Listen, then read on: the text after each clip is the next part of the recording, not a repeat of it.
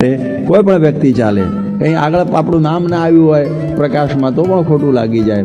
એટલે ખોટું પડવાના રસ્તાઓ બહુ સરળ છે, એટલે બહુ અઘરું છે. પણ ગમે એવું અપમાન થાય, ગમે એવું થાય, પણ પડે નહીં. એ ક્યારે ન પડે? જેને નિશાન ઉપર નજર હોય કે મારે અક્ષરધામ જ લેવું છે. એના કાલે દાખલાઓ આપણે સાંભળેલા કે જેમ ભીમનાથના રાંકાઓને કેટલો ખપ હતો કે આ બારીએ જ આપણને સદાવ્રત મળે છે. આ બળબળતા દુકાળમાં કોઈ જગ્યાએ આપણને આ એક કડછો થોડું મળવાનું નથી ઘઉંનું. તો પછી લૌકિક માર્ગની અંદર આપણે બધું સહન કરીએ. આપણે જોયું કે બોસનું અપમાન સહન કરીએ. આપણા ઘેર છોકરો બોલી જાય, બે શબ્દો અપમાનના બોલતા જ હોય છે, તો એ સહન કરી લઈએ. પતિ પત્ની અંદર અરસપરસ બધા અપમાનો સહન કરી લઈએ. આપણે તમે જુઓ જુદી જુદી બધા અપમાનો આપણે સહન કરતા જ હોઈએ છીએ. રાત્રિ દિવસ ભિખારીઓ પણ અપમાન સહન કરતા હોય છે.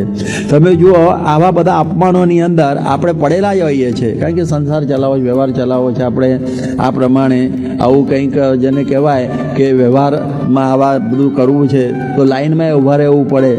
એ બધા અપમાન ધક્કાધક્કી બધું સહન કરીએ. પરદેશની અંદર અમે જોઈએ કે ત્યાં વિઝાની લાઈનમાં ઊભા રહેવાનું, સવારનાથી સાંજ સુધી ઊભા રાખે, વળી પાછો કાઢે, બીજી વખત આવે, ત્રીજી વખત આવે. પણ એમ ના થાય કે આજે અમેરિકાના વિઝાના આપણે જવા દો, નથી જવું શું અમેરિકા, એટલે ફરીથી આવે પાછો.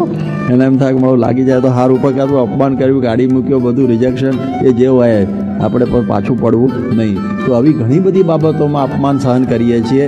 પણ કોણ જાણે સત્સંગમાં અપમાન સહન થતું નથી. જ્યાં મોક્ષ છે, મોટી પ્રાપ્તિ, પેલામાં શું મોટી પ્રાપ્તિ થવાની હતી, પણ આ તો મોક્ષની પ્રાપ્તિ. છતાં પણ એનું કારણ કાલે એ જ હતું, ખપની ખામી. એ ખપની ખામી છે, એને લઈને આ દશા થાય છે. પણ જેને ખપ હોય કે ભગવાન એ ભગવાન જ છે અને એના થકી જ મારો મોક્ષ છે અને એના ધારક આજે પ્રમુખ સ્વામી સંત છે અત્યારે, તો એના દ્વારા હું ભગવાને પહોંચી શકીશ. માટે અહીં મારે આ ખોટું લગાડવું નહીં. જે બારણે બંધ છૂટીએ તે બંધ ન કરીએ બારણું, જેના આધારે જીવીએ એને ન કરીએ મારણું. જે બારણે બંધ છૂટતા હોય ત્યાં બંધ છૂટવાનું હોય, એ બારણું બંધ કરી દો તો જવાય જ ક્યાં? એટલા માટે આ દાખલાઓ જોઈશું કે કેવા ખપવાળાઓ. તમે જુઓ ભગવાન રામચંદ્રજીની વાતો જોઈશું તો જ્યારે કૈકેયીના વચનથી દશરથે જ્યારે રામ ભગવાનને જ્યારે વનવાસ આપ્યો, 12 વર્ષનો 14 વર્ષનો વનવાસ આપ્યો, અને એ વખતે સીતાજી પણ એમને અનુસર્યા. અને એ વખતે પોતાની પત્ની ઉર્મિલાની રજા લઈ અને લક્ષ્મણજી પણ ભગવાનની સેવામાં વળગ્યા. હવે એ વખતે તમે જુઓ કે લક્ષ્મણજી કેવા અનન્ય ભક્ત હતા, કેવી અનન્ય ભાવથી ભગવાનની સેવા કરતા. આપણે બધા દાખલાઓ સાંભળીએ છીએ કે સીતા માતાના મોઢા હમુએ જોયું નહોતું, એના ચરણારવિંદના દર્શન કરતા. એવી પ્રકારના બ્રહ્મચારી હતા. હવે જ્યારે આ પ્રમાણે જ્યારે વનમાં નીકળી ગયા એ વખતે ભરતને ખબર પડી, અને ભરત જ્યારે આવ્યો અને એને ખબર પડી મારી માયા તો કાળો કેર કર્યો, એટલે મારે તો ગાદી ભોગવવી જ નથી, અધિકારી તો રામ જ છે. એટલે એ પાછો રામને વાળવા માટે ગયો, બોલાવવા માટે. અને એ વખતે રામની પાછળ આવ્યા, પણ રામ છે ને એ પાછા ના વળ્યા કે મારે તો પિતાની આજ્ઞા પાળી જ લેવી છે ભાઈ, એટલે હું પાછો નહીં આવું. ભરતજી તો પછી નંદીગ્રામમાં રામની પાદુકા મૂકી અને પછી ત્યાં જ તપ કરતા રહ્યા અને એમની આજ્ઞાથી રાજ્ય કરતા રહ્યા. પણ આ બાજુ રામ જ્યારે ભરતની ભક્તિ જોઈ, રામ પ્રસન્ન થયા. અને એ વખતે લક્ષ્મણને જરા એ કહે છે અપમાનજનક શબ્દો કે ભરત જેવી તારી ભક્તિ નથી. હવે એ વખત લાગી ના આવે કે ભરત જેવી મારી ભક્તિ નથી, તો એમનો તમારી ભેગો ફરવા આવ્યો છું સેવામાં, હું કંઈક થોડો કંઈ પ્લેઝર ટૂરમાં આવ્યો છું. આ વનની અંદર તમારી સેવા કરવા માટે મારી પત્નીને મૂકીને આવ્યો છું, અને તોય તમે કહો છો કે ભરત જેવી તારી ભક્તિ નહીં. અરે આવું બહુ લાગી આવે આપણને. કોઈ કહે ને તમે બરોબર નથી તો વાંધો ના આવે, પણ જેની સાથે આપણે બરોબરિયાની સાથે સરખામણી કરીને કહે ને કે તમે તમારી સાથે પહેલાં બેસે છે ને એના જેવા નહીં, ત્યારે બહુ લાગી આવે, કારણ એને તમે બરોબર ઓળખતા હો એ કેવો છે. અને પછી એવું બધું લાગી આવે. તો પણ આ અપમાન, ભયંકર અપમાનના શબ્દો રામના એ લક્ષ્મણજીને જરાય લાગ્યા નહીં, કારણ કે એને ખપ હતો રામને રાજી કરવાનો, એટલે એને શબ્દો લાગ્યા નહીં, એટલે ખોટું પણ ના લાગ્યું. હવે બીજી વાત પણ જાણીએ છીએ કે એ જ દૌરાનની અંદર જ્યારે સીતાનું હરણ થવાનું થાય છે એ પ્રસંગ આપણે બધા જાણીએ છીએ કે જ્યારે મારી છે એ મૃગનું રૂપ લઈને આવ્યો અને રાવણ બાવાના વેશે સીતાને હરવા આવવાનો હતો.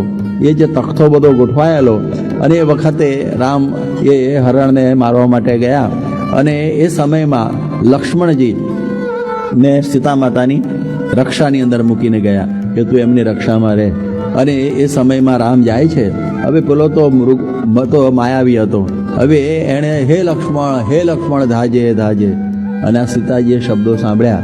અને એ સમયની અંદર સીતાજીએ લક્ષ્મણજીને કહ્યું કે ઓહો તમારા ભાઈ બહુ ભયંકર કંઈ કષ્ટમાં છે, કંઈક અવાજ એમનો આવે છે, કારણ કે પેલો રામના અવાજે બોલતો હશે.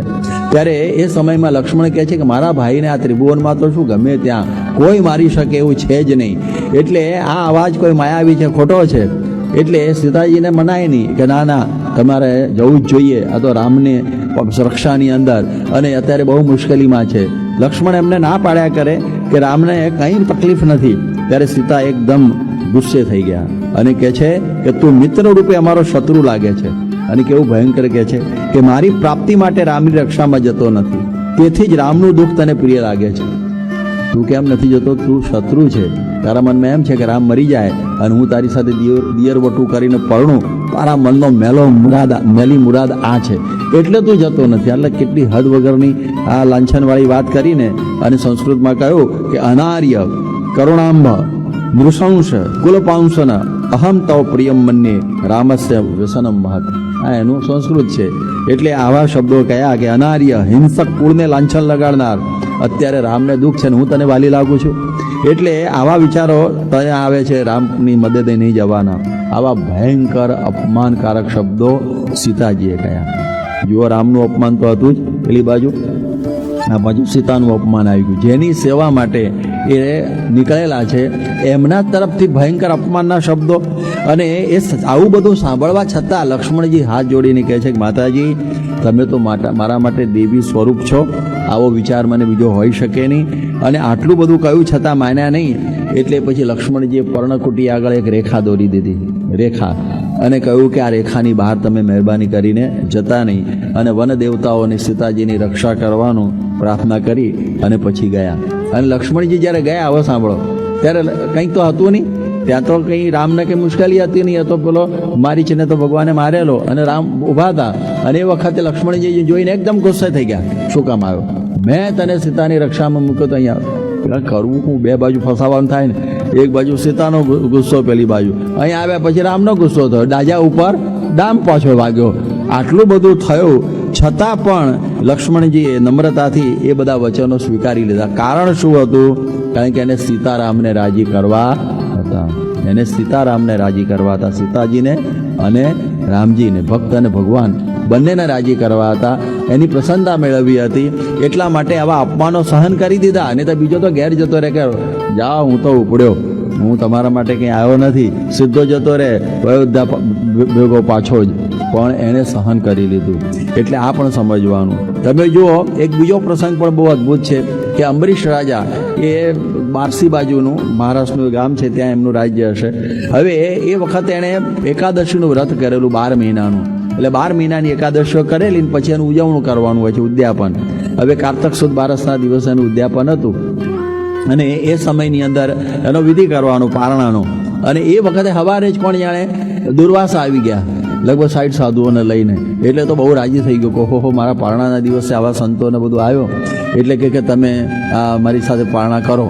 એ કે ભલે હું નહીં આવું. અને આવા ગયા. યોગી બાપા કહેતા ભેંસ બ્રાહ્મણને ભાજી પાણી દેખીને રાજી. એમાં સમય બહુ લાગી ગયો. અને આ બાજુ પારણાનું મુહૂર્ત હોય છે, બારસ બેસવાનું. અને એ વખત મુહૂર્તમાં એ જમાનામાં પદ્ધતિ હોય કે પ્રમાણે કરી લેવું. જેમ આપણે 12 વાગ્યાની રાહ જોઈને રાતે નથી મુહૂર્ત જોઈને ફટકરતું પાણી પી લઈએ છીએ, જરાય મોડું કર્યા વગર, એકાદશીની જરા કદાચ કર્યું હોય તો એ પ્રમાણે એને કહ્યું ભાભી આ મુહૂર્ત જાય છે અને કે પેલા હવે આવ્યા નથી, મારે કેવી રીતે મહેમાનને મૂકીને પારણા કરાય? ત્યારે પછી બ્રાહ્મણો તો બધી પ્રકારના વિધિ વિધાન જાણતા હોય કે તુલસીનું પાંદડું, યાદ રાખજો, તુલસીનું પાંદડું, એની પર પાણીનું ટીપું, એટલે પાણી પીધું કહે, અને તુલસી જમે કહેવાય, એટલે ખાધું પીધું થઈ ગયું ને. એટલે તુલસીનું પાંદડું, એની પર પાણીનું ટીપું મૂકી અને તમે આટલું પારણા કરી લો, પછી આવે ત્યારે ભોજન કરજો. એટલે બોલો મુહૂર્ત સચવાઈ જાય. એટલે એમણે એટલું લીધું. અને એ વખતે દુર્વાસાને ખબર પડી ગયા પછી કે બધા ખબર પડી પારણા થઈ ગયા બ્રાહ્મણો બધા ચાલ્યા ગયા એવું બધું. એટલે એકદમ ગરમ લાઈ જવા થઈ ગયા. લાંબુ વિચાર ના કર્યું કે હું કર્યું છે ને હું નહીં, કે મારી વગર પારણા કરી નાખે, મહેમાન વગર. અને તો ક્રોધ તો એના જોડીમાં તૈયાર જ હોય કે હોદવા જવાનો હોય જ નહીં. એટલે તરત જ એને માથાની લટ ખેંચી અને પછાડીને એમાંથી એક કૃત્યા એકદમ ભયંકર ઊભી થઈ ગઈ. અને એ કૃત્યા છે ને એને કોઈક મારી નાખા, અંબરીશને સળગાવી દે. અને એ સમયની અંદર કૃત્યા જ્યારે જાય છે ત્યારે ભગવાને અંબરીશની સેવામાં રક્ષાની અંદર સુદર્શન ચક્ર મૂકેલું.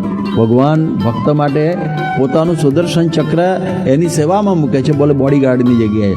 અને એ સમયમાં સુદર્શન તરત જાગૃત થઈ ગયું અને પેલી કૃત્યાને તો તરત બાળી નાખી. અને પછી દુર્વાસાની પાછળ પડ્યું. દુર્વાસા તો પકડી અને પછી દોડવા મળે કે મારે ઠા આ તો મારી પાછળ આવે છે, આમ ગરમ લાહી જેવું આમ આગ પેલું ફેલાવતું. અને પછી તો કે કોની પાસે જાઉં, કોણ મારી રક્ષા કરે? અને પછી તો એ શંકર ભગવાન પાસે ગયા કે ભાઈ મૃત્યુના દેવ મારી રક્ષા કરો. એ કે ભાઈ આપણું કામ નહીં, આ સુદર્શન ચક્ર છે ને વિષ્ણુ, આપણું કામ નહીં. બ્રહ્મા પાસે ગયા, બ્રહ્માએ ના પાડી. પછી ભગવાન વિષ્ણુ પાસે ગયા કે આ તમારું સુદર્શન મારી પાછળ આવ્યું છે આ રજરપાટ કરતાં કરતાં કરતાં ત્યાં. ત્યારે પછી ભગવાને કહ્યું ભાઈ એ તો એવું છે ને, એક વખત મારું સુદર્શન ચક્ર છૂટ્યું હોય ને એ નિશાન પાડીને પાછું આવે, એમને પાછું આવે નહીં. એટલે એ તો તમને માર્યા વગર છોડશે જ નહીં. એ કહો બાપા મરી ગયો પણ મારે આવું. હવે એણે કહ્યું કે એક ઉપાય છે ભાઈ સાહેબ, જે કહો એ કરું. કે શું છે?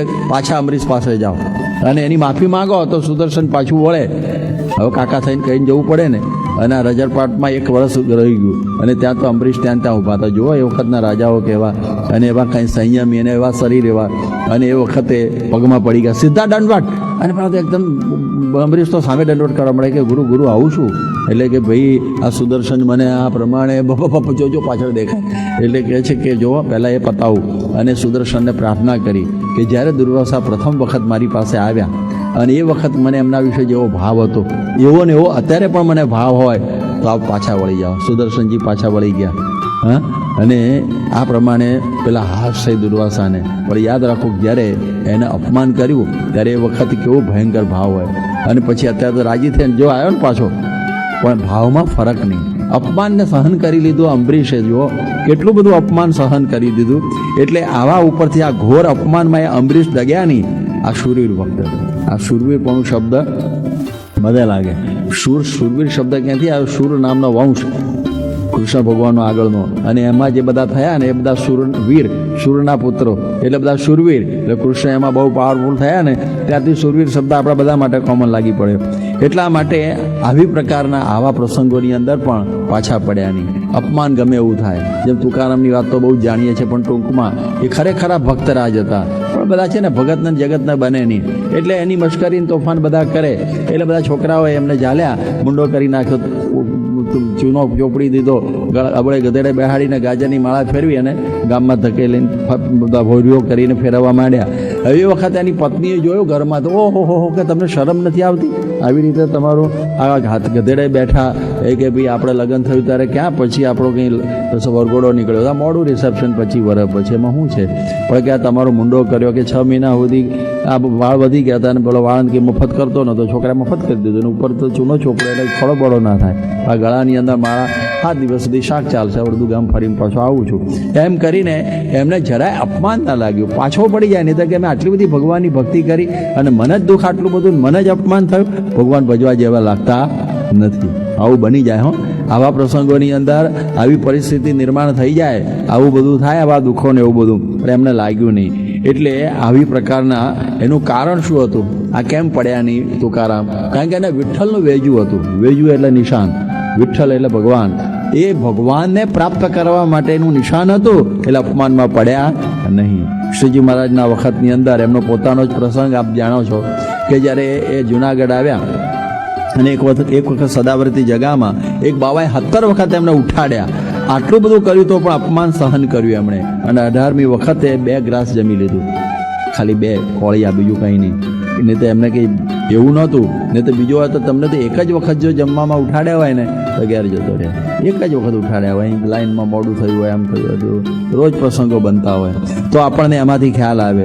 શ્રીજી મહારાજ આણંદ ગયા અને આણંદમાં એમની ઉપર પથરા નાખ્યા, ઈટાળા નાખ્યા, પછી એમની ઉપર છાણ નાખ્યું, માટી નાખી, તો એ બધું સહન કરી લીધું. તો જેના નિરમાની ભગવાન તેના જનને જોઈએ કેમ માન.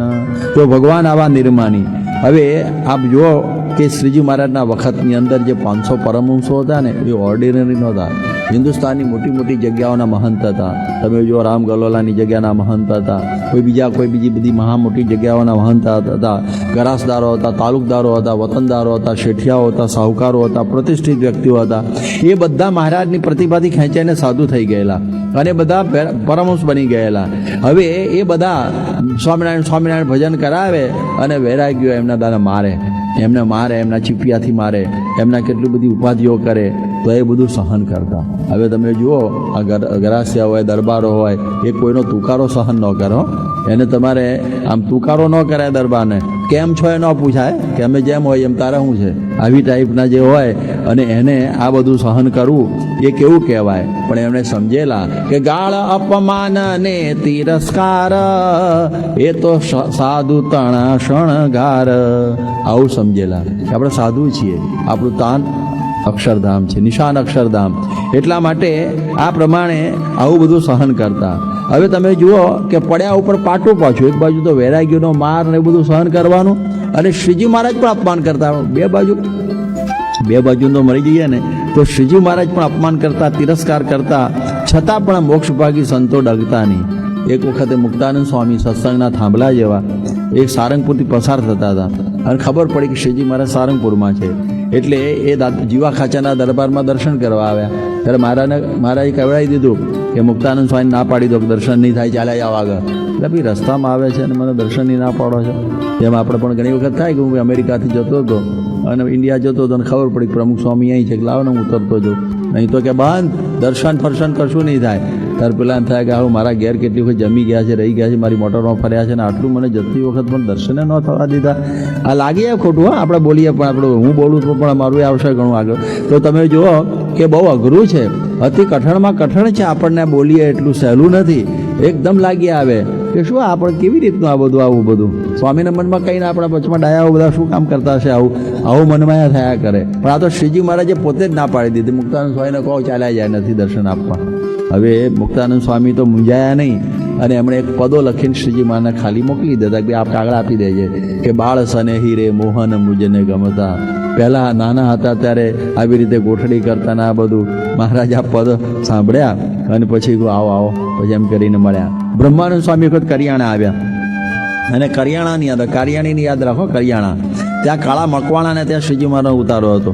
અને બ્રહ્માનંદ સ્વામીને પણ ના પાડી દીધી મહારાજે, કહેવડાવી દીધું કે એને કહો અહીંયા નથી મળવાનું. અને જે છોકરો પૂછવા આવ્યો હતો એને કહી દે, એને ધક્કા મારીને બ્રહ્માનંદને બહાર કાઢી મૂકે, ઉતારે ધક્કા મારીને.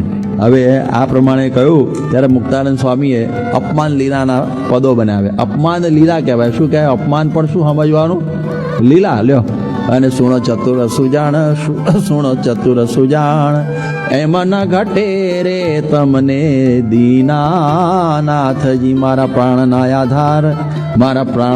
આધાર. એમ કરીને પદો 4 બનાવીને મોકલ્યા કે મહારાજ તમારા માટે તો તમ કારણ પહેરી ટોપી કહેવાય આ ગિરધરની ગોપી, તમારા કારણે મેણા સાહે આ કર્યું, અને તમે જ અમને પછી દર્શનની ના પાડો છો.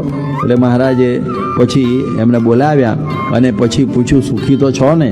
ત્યારે બ્રહ્માનંદ સ્વામી એમની ચારણી ભાષામાં બોલ્યા કે રોજ જે ગામમાં જઈએ છીએ ત્યાં ચંદન પુષ્પ અને ગુલાલથી પૂજા થાય છે અમારી. શું થાય છે?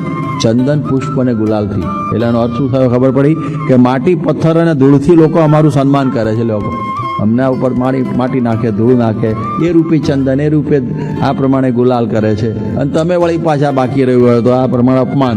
છતાં પણ અમને તમારો ખપ છે. એટલે આ મહારાજનો સાલ કે સાથ છોડતા નહીં. એટલે આવી રીતનું શ્રીજી મહારાજ જ્યારે દુષ્કાળ વખતે છાના રહેતા ત્યારે એ વખતે મહારાજ ત્યાં જ હોય ગઢપુરમાં, ઓરડાના નામ આપેલા કે ભાઈ ઉત્તરાદા બારના ઓરડામાં હોય તો કે બધા કોઈ પૂછે કે મહારાજ ક્યાં, કે ગુજરાતમાં હોય તો ત્યાંના ત્યાં, પછી આથમણા બારના ઓરડામાં ક્યાં ક્યાં જે કચ્છમાં ગયા છે. એમ મહારાજ એ બધા ઓરડામાં હોય પણ બધાને આવા નામ આપી દે. સંતો બિચારા ઠેઠ ગુજરાતથી ચાલતા ગઢડા દર્શન કરવા આવ્યા હોય તો મહારાજ દર્શન આપે નહીં કે ભાઈ ચાલ્યા જાઓ આગળ, મહારાજના દર્શન નહીં થાય. એ વખત કે એરોપ્લેનમાં કે ટ્રેનમાં કે મોટરમાં આવવાનું નહોતું. 2.5 મહિને તો ચાલીને બિચારા પહોંચતા હોય, છતાં મહારાજ દર્શન ના દે. ખોટું ના લાગી જાય યાર? કેવી રીતે ભગવાન છે આ તો? આપણે કંઈ ભૂલા જ નથી પડ્યા ને કે આવે ચક્રમ જેવું તો નથી ને કે આ બધું એવું મનમાં થઈ જાય મનમાં. પણ એમના મનમાં જરા પણ આવું લાગ્યું નહીં, ઝાંખા પડતા નહીં, અપમાન લાગતું નહીં. હવે તમે જુઓ કે મૂળજી બ્રહ્મચારીનું તો પણ જાહેરમાં ઘણી વખત મહારાજે અપમાન કરેલું, અને એમાં એ અગ્નિ પરીક્ષા જેવો પ્રસંગ બન્યો કે શ્રીજી મહારાજ જ્યારે ભાદરા હતા ત્યારે મૂળજી બ્રહ્મચારીને પોતાની મોજડી ચોપડવા આપેલી તેલ, એટલે શું પેલું પગમાં લાગે નહીં. અને એ વખતે વશરામભાઈ આવ્યા કે મૂળજી બ્રહ્મચારી તમે 12 મહિના સેવા કરો, લાવો મને કરવા દો આ. ના કે મને સોંપ્યું છે, બહુ કહ્યું એટલે આપી. અને મહારાજ નીકળ્યા, મૂળજી બ્રહ્મચારી મેં તમને સેવા સોંપીને બારોબાર બીજાને વળગાડી દીધી, જાઓ તમે વિમુખ, અને તમારે ગળું ચૂકણું ખાવું નહીં અને જોડા પહેરવા નહીં, નીકળી જાઓ અહીંથી. હવે વિમુખ કર્યા પછી સરસ છે નહીં હોય, પેલો કે હું જે કરું જોડા પહેરું કે ના પહેરવું, હવે તમારું શું લેવા દેવા, તમે મને વિમુખ કર્યો. પણ એ નીકળી ગયા અને બિચારા બળબડતા બધા વર્ષો તાપમાં જોડા વગર ફરે, પછી ગળું ચીકણું કશું ખાવાનું નહીં. અને એમ કરતાં ગુજરાતમાં વૈશાખ મહિનામાં હતા અને દબાણની અંદર બધા ત્યાં આગળ બધા જે રામદાસ સ્વામી મળ્યા, અને રામદાસ સ્વામીએ જોયા મૂળજી બ્રહ્મચારી કેમ અહીંથી મહારાજથી છૂટા પડ્યા, એ બી મને વિમુખ કર્યો છે હમણાં. તો પછી હવે એમ જે હોય તે પણ આ કહે છે ને આ કેરીનો ટોપલો છે આ બધો મોટો, એ લઈ જવો મહારાજને મોકલવાનો છે, પણ કોઈ મળતું નથી કે હું લઈ જવું, એમાં હું તો કેટલો મોટો મણનો કે 2 મણનો જે હશે કેરીનો ટોપલો એ ઉપાડી અને ઠેઠ ગઢડાયા ચાલતા વગર જોડે વૈશાખ મહિનામાં. મહારાજ ગઢડામાં હતા, મહારાજ આગળ ટોપલો મૂક્યો, મારે સામું જ ન જોયું, સામું જોયું જ નહીં. મૂળજી બ્રહ્મચારી કે હવે શું, એ તો પછી બજારમાં આવતા હતા ત્યાં એક સુતારણ બાઈ હતી ને, એણે મૂળજી બ્રહ્મચારીને જોયા, ઓહો બ્રહ્મચારી મહારાજ અહીં છે ને તમે દેખાતા નથી, ક્યાં હતા કંઈ? એ કે ભાઈ હું મહારાજે મને વિમુખ કર્યો છે એટલે કે આ પ્રમાણે આવું કે ચાલો પહેલાં મારે ઘેર જમી લો અને પછી મહારાજને હું વઢવા આવું છું, એમ કરીને ઘેર લઈ ગઈ. અને ઘેર બધું રસોઈ આપે, ઘી ને ખાંડ ને ગોળના જે હોય એ બધું. કે હમણાં તો ભાખરા જ બનાવ્યા, કે કેમ એમ કે મહારાજે આજ્ઞા કરી છે કે ગળું ચીકણું ખાવું નહીં એટલે ભાખરા ખાવું જોઈએ. એટલે એક તો વિમુખ કર્યા, આજ્ઞા આપી, જોડાયા નહીં કે હા ચાલો કે ભાઈ તો તરત આમ તૈયાર થઈ ગઈ. અને મહારાજ ત્યાં હતા કે મહારાજ તમે આવા નમેરા થયા, આવી તમને દયા નથી આવતી, આ મૂળજી બ્રહ્મચારી કેટલી આવી બધી સેવા તમારી કરે અને આ પ્રમાણે તમે આવી રીતે એને વિમુખ કરીને આવી રીતે એને આવો દુઃખી કર્યો છે. મહારાજ હસતા હસતા બોલે અમે ક્યાં એવું કહ્યું છે, અમે તો કંઈ એવું કંઈ અમારે કંઈ વાંધો નથી, અને કે આ તમારી સેવામાંથી કાઢી મૂકે અમે ક્યાં ના પાડી છે. એટલે મૂળજી બ્રહ્મચારી પછી તો કેરી ધોઈને ગોળીને મહારાજ આગળ કટોરો મૂક્યો, મહારાજ જમવા માંડ્યા, લો પાછું પતી ગયું, પાછા ભેગા સેવામાં જોઈન થઈ ગયા. પણ એ જે સમય છે ને વચ્ચેનો સમય જે અપમાન કર્યું, કાઢી મૂક્યા, એ સમયમાં આપણે હોઈએ તો શું થાય? આપણે વિચાર કરો. આપણને એક ખાલી સ્વામીના દર્શન ના થવા દે, આમ ના થવા દે, તો એ આપણને લાગી આવે.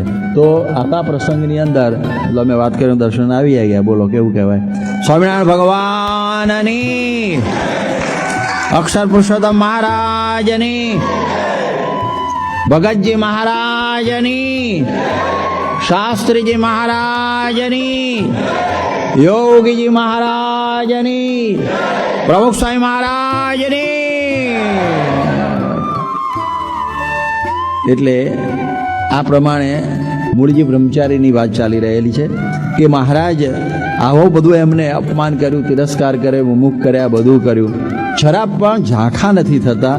અને આવી રીતે આ પ્રમાણે બરોબર પાકા રહ્યા. કે છે ને મેરું ડગે પણ મૂળજી ન ડગે હો, કારણ કે એને નિશાન ઉપર તાન. એ મેરું ડગી જાય પણ મૂળજી નિષ્ઠામાંથી ડગ્યો નહીં. કેવું કહેવાય? આ સમજવા જેવું કહેવાય કે એને નિશાન ઉપર તાન હતું, મહારાજને રાજી કરવા હતા. જુઓ હરિભક્ત શિરોમણી દાદા ખાચર, તમે જુઓ એમણે તો તન મન ધન બધું જ શ્રીજી મહારાજને ન્યોછાવર કરી દીધેલું, છતાં શ્રીજી મહારાજે એમની તાવણી કરવામાં કંઈ બાકી રાખ્યું નહોતું. એક વખત શ્રીજી મહારાજે કહ્યું કે દાદા મારે 2000 રૂપિયા જોઈએ છે, 2000 રૂપિયા જોઈએ છે. દાદો કે હું સવારે આપીશ. રાતે ને રાતે કેવી રીતે સગવડ થાય? કારણ કે એ એટલું બધું દરબાર હતા ખરેખર, પરંતુ આટલી બધી વ્યવસ્થા 2000 રૂપિયાની તરત ને તરત રાતોરાત થાય એવી પ્રકારની ક્ષમતા એ વખતે નહીં. એટલે એ કેવું સવારે મહારાજ હું આપીશ. એટલે મહારાજને આ વિલંબ ગમ્યો જ નહીં. એટલે સવારે 4 વાગે શ્રીજી મહારાજ ઉઠ્યા અને કે આ રહેવું જ નથી ગઢડા, આ કઈ રીત કહેવાય, મને સવારે આપીશ એમ કહે છે.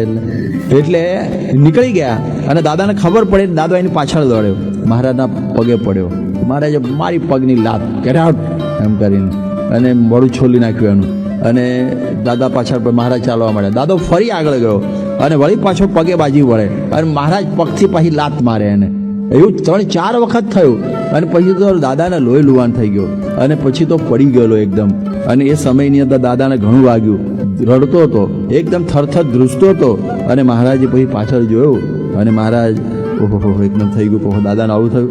મહારાજ પાછા વળ્યા, દાદાના છાતીમાં દાબ્યો અને કહ્યું, દાદા તારા ત્યાં અમે નિરંતર રહીશું. આવામાં રહે આપણું મન વિચાર કરવા જેવું છે. જેના ઘેર ખાવું પીવું રહેવું કરવું અને એને જ ધક્કા મારવા, એને જ આવી રીતે હેરાન કરો. ખાલી પાછી એકલું નહીં, વાતોથી નહીં, લાતો પણ મારવાની. આમ વાતોથી અપમાન, લાતોથી અપમાન, છતાં દાદો, જેનું નામ દાદો, જરાય આગો પાછો થયો નહીં. એટલે આ ઉપર કરિયાણાના ઓઢા ખાચર ને મહારાજે કહેલું કે દાદાનું અમે દોષ વિના સભામાં અપમાન કરીએ છીએ. એવા તે તો અને એવું કહીએ છીએ કે તમે કશું સમજતા નથી, છતાં એનું મન પ્રફુલ્લિત રહે છે. જો એનું મન પ્રફુલ્લિત રહે. જેમ શાસ્ત્રીમાના વખતમાં પ્રભુદાસ લાલાજી એક વખત કહેતા, મને શાસ્ત્રીમાં ડોબો કયો, એનું કેફ ઠેઠ સુધી રહ્યો, મને ડોબો કયો. હા લ્યો, અને આપણને ડોબો કયા હોય તો પ્રમુખ સ્વામી શું થાય, આપણે કંઈનું કંઈ થઈ જાય. એટલે આવો ડોબો કયો તો પણ એને આનંદ અને આનંદ. એવી રીતે કહે છે કે અમે આટલું બધું અપમાન કરીએ છીએ, દાદાઓનું મુખ પ્રફુલ્લિત રહે છે. એવા અમૂલ્ય હરિભક્ત છે, અપમાન થવા છતાં ક્ષોભ પામતા નથી. અને એવા સંતો ભક્તો અમારા સગાવાલા છે. અને તે વિનાના બીજા ભેગા રહેતા હોય તો પણ અમને આનંદ થતો નથી. આ હરિચરિત્રામૃત સાગરમાં લખેલું છે. વળી હરિચરિત્રામૃત સાગરમાં આધારાનંદ સ્વામી કહે છે કે વડતાલના જોબન પગીએ મહારાજને કહ્યું કે મહારાજ તમે અપમાન કરો છો તો પણ અમે સહન કરીએ છીએ. બાકી જોબન કૃદાસ અપમાન સહન કરે તો પણ સહન કરીએ છીએ. સંત તરફનું દુઃખ ક્યારેય લાગતું નથી, સંતો પણ અમારું અપમાન કરે તો પણ, કારણ કે જીવના એ સાચા સંગી છે એમ જાણીને અમે એની પ્રીતિ કરી છે. જેમ ગુણાતીતાનંદ સ્વામીના વખતમાં માનસિંહ રાજા જે મેંગણીના અને એ બધા દરબારો આવે અને ગુણાતીતાનંદ સ્વામીને એમનું જરા બહુ વધુ રાખે, ત્યારે એક સંત હતા ને એ બધા દરબારોનું અપમાન કરે. હવે ગુણાતીતાનંદ સ્વામી કે આ દરબારો છે, અપમાન ન થાય, છતાં દરબારોને ખોટું નહોતું લાગતું, કારણ કે એ મોક્ષ ભાગ્ય હતા. વળી હરિચરિત્રામૃત સાગરમાં કહેલું છે કે નાથ ભગત અને ઉમાભાઈ એ બે જણા મહારાજને પંખો નાખતા. એ વિરણનો પંખો આવે ને પેલો નહીં, પેલા ઘાસ જેવો, અને પાણીમાં જબોળવાનો હોય, પછી આમ નાખે એટલે થોડા ખોરા પડે અને ઠંડુ લાગે. એટલે એ પ્રમાણે પવન નાખતા હતા. હવે આ પવન નાખે શ્રીજી મહારાજને, બોલો, તો એ શ્રીજી મહારાજ એની પર ગુસ્સે થાય. હવે આ કેવું કહેવાય કે તમને અમે પવન નાખીએ ને તમે ગુસ્સે થાવ, રીજે ખીજે, છતાં મગન રહે. અને શ્રીજી મહારાજની રાત દિવસ સેવા કરતા અને જરા પણ આગા પાછા થતા નહીં. એટલે એવા સેવક જ હરિની પાસે ટકી શકે અને એવા ભક્તો ઉપર શ્રીજી મહારાજને હેત અને કૃપા થાય, બાકી બીજા ઉપર તો થાય નહીં. હવે એક વખતે માંગરોળના સંઘેડિયા, આણંદજી સંઘેડિયા, એની પરીક્ષા લે છે. જો પરીક્ષા છે આ તો, આ પરીક્ષા રાતોરાત ગમે ત્યારે થાય, યાદ રાખવાનું, આગળ આવશે બધું. ગમે ત્યારે પરીક્ષા થઈ જાય આપણી નિષ્ઠાની. એટલે આણંદજી સંઘેડિયાને વિમુખ કરી દીધા અને હરિભક્તોને કહી દીધું કે જો અમને મંદિર આવવા દેવાના નહીં, મંદિરમાં બહાર બેસવાનો વાંધો નહીં, પણ અંદર પહેવા નહીં દેવાના. એમ કહીને મહારાજ તો પછી ભૂજ ચાલ્યા ગયા. અને એ સમયની માંગરોળથી હવે 6 મહિના સુધી આવું ચાલ્યું. અને બધું પાછું કહેલું મહારાજે કે આવે ને તો તમારે હળકુતરી કહેવું. લો, હવે આ મોટા હરિભક્ત છતાં બિચારા હરિભક્તો મારે એની આજ્ઞા પાડવા હળકુતરી કહે. અને આણંદજી મંદિરની બહાર બેસીને કથા સાંભળે. અને જ્યારે 6 મહિના મહારાજ આવ્યા અને મંદિરમાં જોયું કે તો બહાર બેઠા હતા હરિભક્તોના જોડા સાફ કરે અને કથા સાંભળે. મહારાજ રાજી થઈ ગયા, વાહ, આટલું અપમાન કર્યું, પાછા પડ્યા નહીં. પછી સત્સંગમાં પાછા લીધા. માનકુવાના ગામધણી આદાભાઈ એમનું પણ આવું થયેલું, આવું જ એક્ઝેક્ટ પ્રસંગ, છતાં એ પણ પાછા પડ્યા નહીં, પારોઠના પગલાં ભર્યા નહીં. હવે આપણી ગુણાતીત પરંપરાએ પણ અપમાનો સહન કરીને મેદાન ન મૂકવું એનો દાખલો બેસાડેલો છે. આપણે બધાના કથાઓ તો ખબર જ છે કે ગુણાતીતાનંદ સ્વામીનું વિક્રમ સંવત 1921માં ભયંકર અપમાન વડતાલની સભામાં થયું. બહુ કહેવાય ને, વડતાલની સભામાં ભર સભામાં અપમાન થયું, છતાં પણ એ પાછા પડ્યા નહીં. પછી એમને કથા કરવાનું કહ્યું, 1.5 કલાક કથા કરી, અપમાન સંબંધી શબ્દ આવવા ન દીધો. બાકી આપણને તો સીધા આઈસીયુમાં જો જીવતા હોય તો ત્યાં પહોંચાડવા પડે, બાકી તો ત્યાં પહોંચી જાય, હાર્ટ એટેક થઈને મરી જાય. એટલે આવું બધું થાય. જો ઓછી સમજણવાળાને આવું કોઈને આવું થયું હોય તો આવું થાય.